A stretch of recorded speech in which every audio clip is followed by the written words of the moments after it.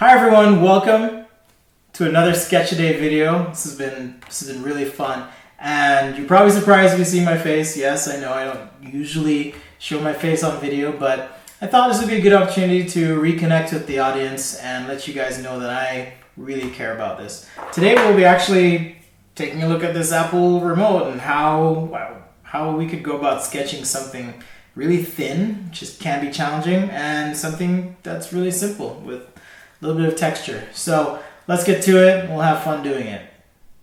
Okay, so today I figured we'd work on something really simple. I've got a little Apple remote here. You've probably seen these. They come with the Apple TV.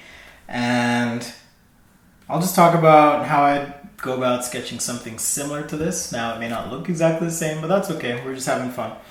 So this object has a certain height and width to it. I'm sure if we proportionally measured it out, let's see, the width is looks like about an inch. So 1, 2, 3, looks like about 4 inches long.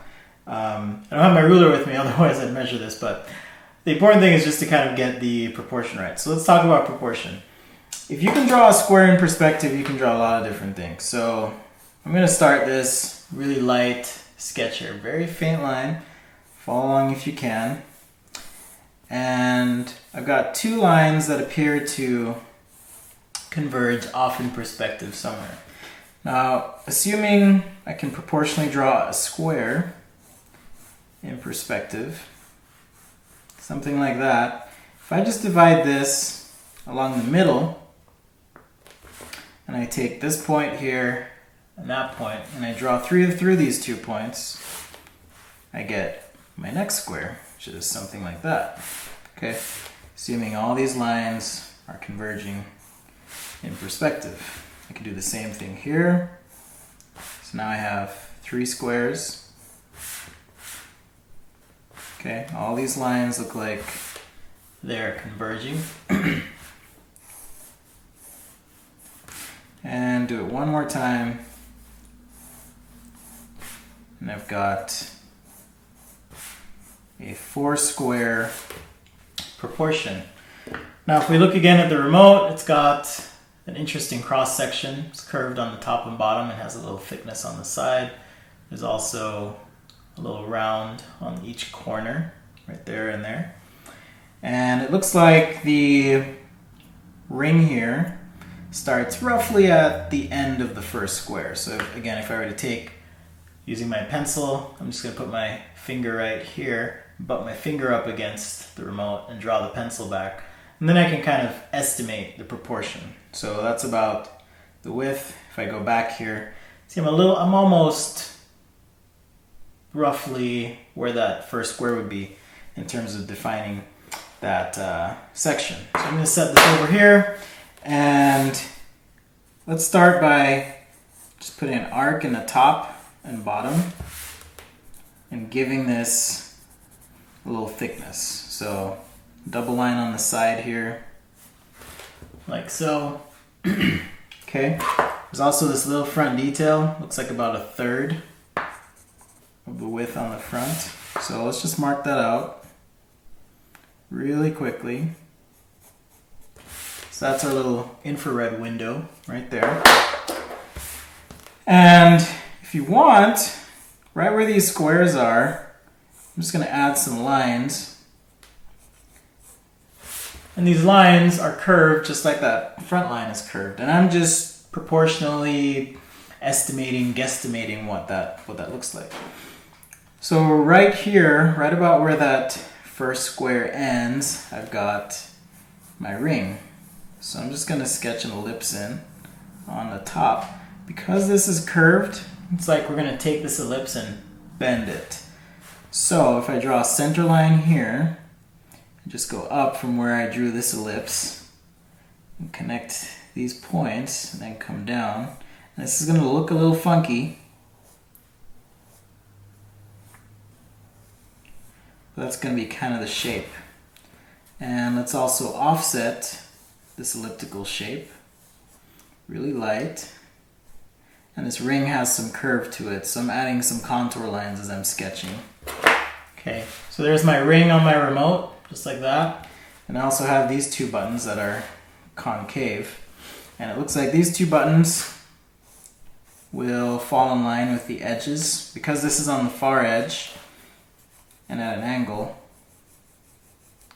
I'm gonna have my two ellipses, something like this. Okay, on top of this remote. Okay, so there I have a nice rough sketch of this Apple remote. Okay, well what's next? Well, if I want to, I could just add some lines, some thickness to those lines and call it a day, call it good. But let's go ahead and add some marker to this. Let's make this a little interesting and have some fun. So I'm gonna do a cool gray. Let's see, I've got a 30% cool gray there. And I'm just going to shade in over everything that I sketched. And that sounds weird, but I'm just creating a nice tonal background. And as I come to the front here, I'm going to create a nice gradient so that this surface feels like it's reading as being curved. So I've got my shadow core in the back over there, and I've got a light area here. On these edges, I want these to read and feel like a change in surface direction, so I'm adding some contrast there, as well as this front surface. Okay, we'll come back in when this is dried a little bit and punch that. For the dark ring, I'm going to need to find something like a black marker or a little bit darker Copic marker.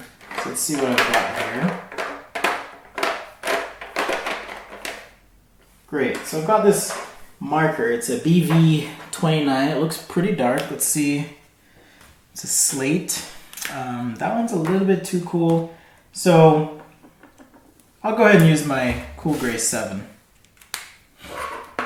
Okay, but I'll probably start with my 5. On this remote, this ring is actually black. So because I have pencils, I can start with the Cool Gray 7. And I'm going to use a white and black pencil to pull out some highlight and shadow. So let me just go ahead and shade this in.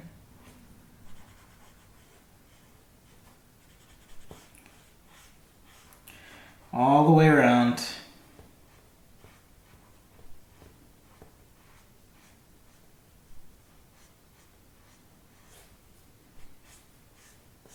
Just like so.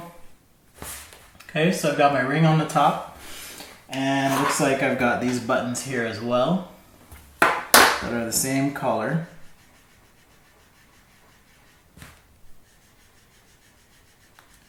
So we'll shade those in. Kind of looks like a face. Not the happiest with my proportional distance here, but that's okay. We'll make it work. As the famous Tim Gunn would say, my wife and I have been watching Project Runway. Yes, I watch Project Runway. And one of the things he always says is, make it work, designers, or however he says it. I'm not really good at accents. Okay, so there's our dark ring. Now, hopefully you guys can see this, maybe not, but this ring is actually just a little bit curved, so it's kind of getting some highlight and shadow. And as always, I'm going to pick a light source. And in this case, it's going to be a little bit toward the front. So just taking my Prismacolor pencil here, I can shade just on the front of this ring. And the reason I'm doing that is if I take a knife and I cut through this ring, it's going to look something like this.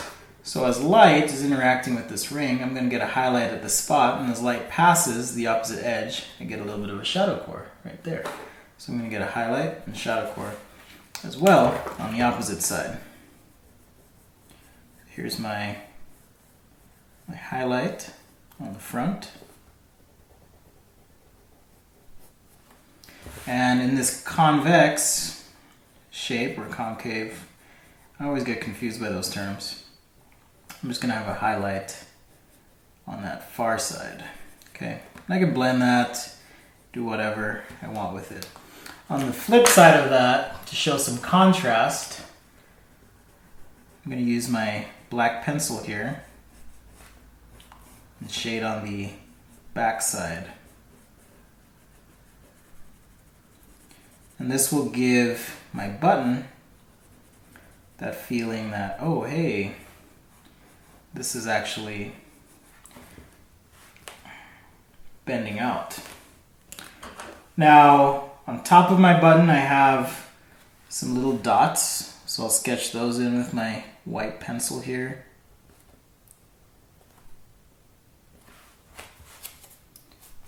Something like that. And there's also some text on these other buttons. All right, almost there. Now there's kind of a subtle texture to this whole thing. It's anodized aluminum. So I'm just gonna lay my pencil down flat right here and use that on top of my shadow core just to give a little bit of a texture as I've sketched this out, okay? And also, now's the time to start punching or popping those outlines on my sketch. And just by varying the pressure that I apply to my pencil, I'm able to get either really light lines or really thick lines as I'm sketching this. So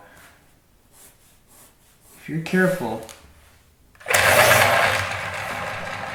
you can get a lot of variety out of just one pencil. So for this long bottom line, I'm going to take my trusty giant piece of MDF, extend that out, and to the front for effect. And on this front edge, a little bit of a shadow core here, and shading.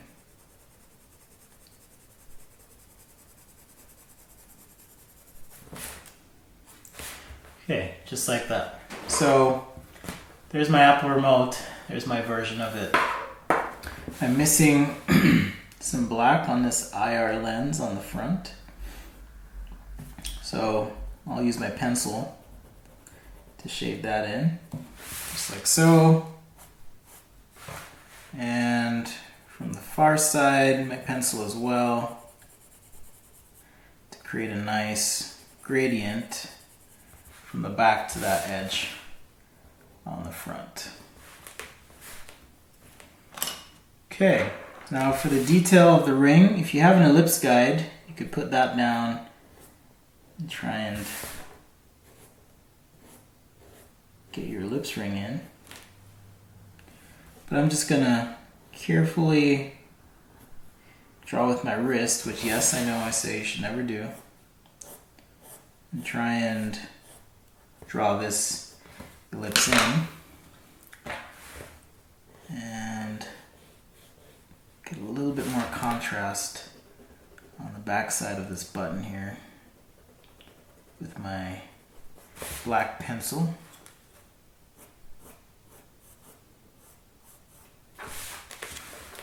Okay, something like that.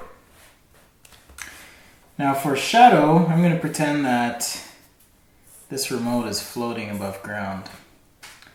And since the light's coming at an angle, these lines are going to be over, like so.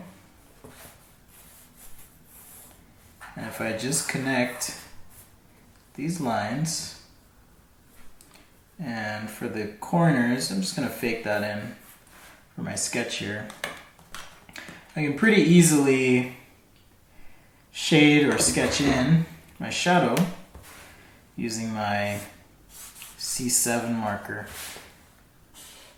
Okay, and for the shadow, I'm just gonna kind of go back and forth using a nice wet on wet technique. So not really any directionality to the marker strokes, just kind of shading that in. That's another way you can apply your marker, especially if the surface below wasn't perfectly smooth or flat. You kind of get a little bit of a diffused or varied effect on how that marker was applied. Okay, well there you have it. That's how I would sketch something simple like the Alpera mouth. Add a little bit of marker. When you're in doubt, you can always squint your eyes and check, and having done that just now, I think I want to kind of punch my shadow core as it goes through this remote just a little bit more to get some contrast through there, and pull that outside the drawing as a stylistic element. And as always, sign your work and date it, so that next time you look at your work, you can see the progress that you made from last time to this time. Thanks again for joining me on this adventure of mine. If you like what you see, subscribe. I'll be posting videos as outlined in the channel. You can always receive an email update if you do subscribe, and you'll be the first to know when I post a video. Thanks. We'll see you guys again.